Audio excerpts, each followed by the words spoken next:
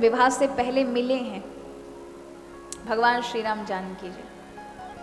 हमारे यहाँ पर बच्चे विवाह से पहले एक दूसरे को देखते हैं, मिलते हैं, बातचीत करते हैं, फिर आगे संबंध बढ़ते हैं। ऐसा ही है ना आजकल तो, क्यों है या नहीं? बच्चे पहले देखेंगे, मिलेंगे, बातचीत करेंगे, अच्छी बात है, जानो, लेकिन मर्यादा में। किसमें? मर्यादा में रहना अच्छा है। स्वतंत्रता अच्छी है। स्वतंत्रता, नदी दोनों किनारों पे स्वतंत्रता से रहती है ना, अच्छा लगता है, सब पूजने जाते हैं। लेकिन वही स्वतंत्रता वो स्वच्छंद बन जाती है, बाढ़ का रूप ले लेती, किनारों को तोड़ के गांव नगरों में घुसती है, तो लोगों को उसी से डर लगने लगता है। स्वतंत्रता बुरी नहीं है, आजादी सबको मिलनी चाहिए, लेकिन इसका मतलब ही नहीं आजादी का दुरुपयोग किया जाए। तो यहां भगवान श्री राम के जीवन में मर्यादा है। दोनों मिले हैं, लेकिन दोनों के कार्य में भक्ति है। ये गुरु के लिए पुष्प लेने आए हैं और वो गौरी पूजन के लिए आए और अचानक मिल गए। जाने अच्छी बात है, हमें जिसके साथ आपको जीवन गुजारना है उससे जानो। लेकिन आजकल एक बहुत बड़ा बुरा प्रभाव पड़ रहा है वेस्टर्न का, पाश्चात्य देशों का हमारे युवा भाई बहनों पे बड़ा गलत प्रभाव पड़ रहा है। आजकल वो एक लिव इन रिलेशनशिप के नाम पर एक ही कमरे में बिना शादी किए रहते हैं, एक ही कमरे में बिना शादी किए। उसको उन्होंने नाम दे दिया, इसका लिव इन रिलेशनशिप नाम दिया। और फिर अगर 3-4 साल में एक दूसरे को जाना अच्छा लगा तो ठीक है, आगे अपना जीवन जिएंगे, नहीं अच्छा लगा तो तुम तुम्हारे रास्ते, मैं मेरे रास्ते।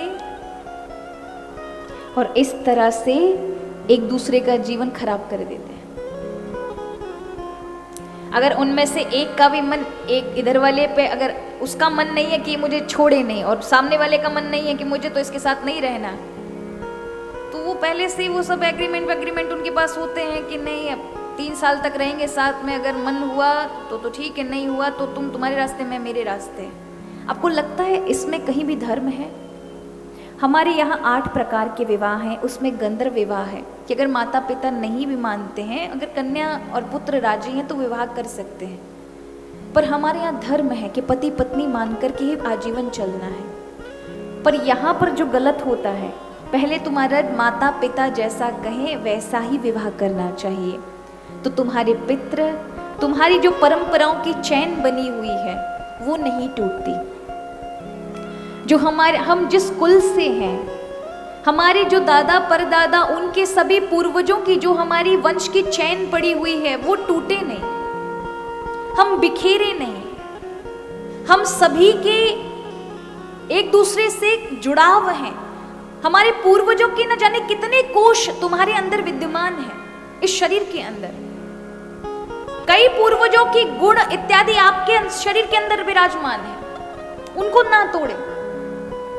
पर कई बार ऐसा होता है, तो हमारे यहाँ इसे भी माना कि इसे विवाह में लिया है, समाज इसे स्वीकार नहीं करता, पर फिर भी हमारे शास्त्रों ने तो उसे गंधर्व विवाह कहा है।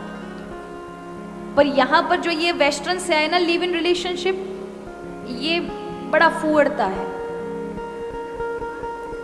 और मैं अपने युवा भाई बहनों से कहूंगी कि ऐसा कोई भी कार्य मत करो जिससे तुम्हारे परिवार को, तुम्हें बाद में पछतावा हो।